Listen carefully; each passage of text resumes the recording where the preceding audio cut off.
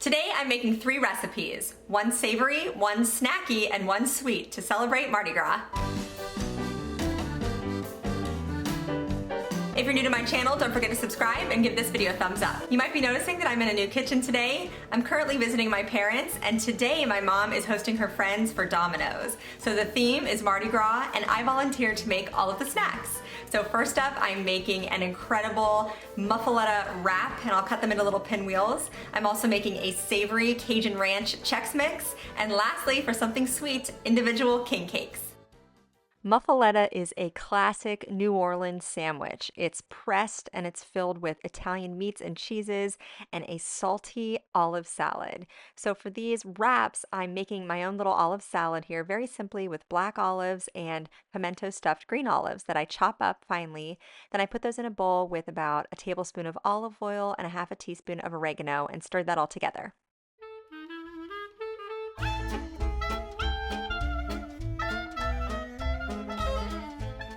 I also took 16 ounces of softened cream cheese and seasoned that with a sprinkling of garlic powder and dried oregano and mixed that all together. Then I was ready to assemble my wraps. So these start with a large flour tortilla, and then I spread a generous amount of the seasoned cream cheese mixture all over the surface. Next, I sprinkled some of the olive salad on top and spread that out evenly. You can use sliced mozzarella cheese, but because I had shredded, I started with that, and then on top of that I layered 2 thin slices of hard salami, 2 thin slices of ham, and then 2 thin slices of provolone cheese. Emphasis on thin because if they're really thick pieces of meat and cheese, it's going to be harder to wrap. So you want to wrap this as tightly as you can. And then I placed my wrap inside some plastic wrap and rolled that as tightly as I could and twisted the ends and put this in the fridge for a couple of hours so all the flavors could kind of marry together. And also this helps the wrap stay shut as you slice it into little pinwheels. So just for presentation's sake, I cut off the 2 ends because they weren't as pretty, but I did eat those, don't worry. And then I realized right there I flipped it seam side down because that's the easiest way to slice it. And then you can cut them into about, I would say, 1/2 inch pinwheels or so, but whatever thickness you want to do is fine. If you're having trouble keeping the pinwheels together, you could stick a little toothpick into each one for serving purposes and also to hold it all together. Then I just arranged these on a platter and they were ready to go.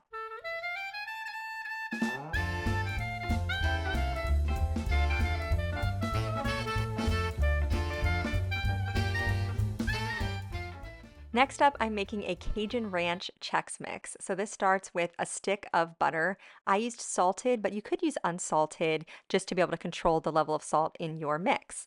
Then to that, I added 1 package of dry ranch seasoning, and I started with 1 teaspoon of Cajun spice mix. But this mix is very customizable. You can make it as spicy or as not spicy as you want.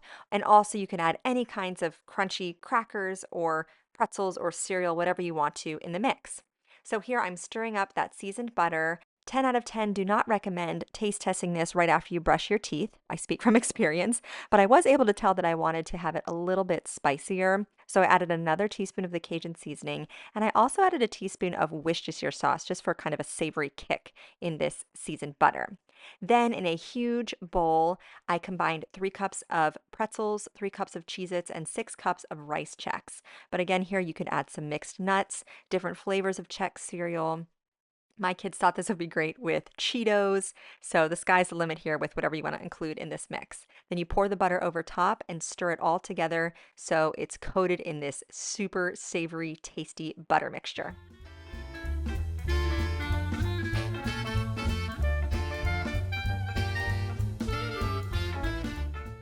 I spread this all out onto a foil-lined baking tray and baked this at 250 degrees for about an hour. And every 15 minutes or so, I would just toss it around so that everything baked evenly. And this is so addicting. My kids and I loved this so much, even though it wasn't really for us, but luckily there was a lot extra, so we could nibble on that while my mom and her friends were enjoying it at their Domino's table. But I love those rice Chex pieces. They kind of absorb the butter, so you get a slightly flavored Cheez-It or a slightly flavored pretzel, and then you just get that punch of extreme intense Cajun ranch flavoring on those rice Chex. I love that so much. Okay, so last but certainly not least, I am making individual king cake bites. First, I'm making the cream cheese filling. So it's 8 ounces of cream cheese, a cup of powdered sugar, and you could use a teaspoon of lemon juice, but I chose to do vanilla extract just to keep it slightly more neutral flavor. And then I mix that together with the hand mixer until it was smooth. Then I took some crescent roll dough and spread it out. I floured my work surface slightly just so it wouldn't stick.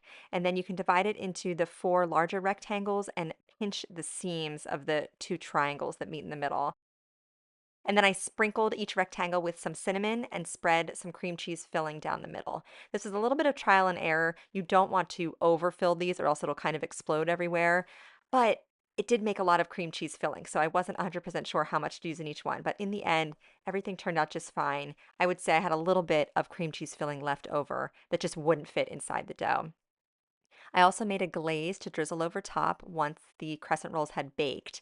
This was a cup of powdered sugar and a couple tablespoons of milk until it was the consistency that I wanted. I did have to add a little extra milk because I was just using up some powdered sugar my mom had, and there was a little bit more than a cup. So these baked at 350 degrees for about 13 or 14 minutes until they were golden brown on top. And then once they had cooled, I drizzled that glaze all over top. And then we had purple, gold, and green sprinkles, so Mardi Gras colors. And I did one tray and then I let my kids do the other tray, and we just sprinkled them over top to decorate them and make them a little more festive.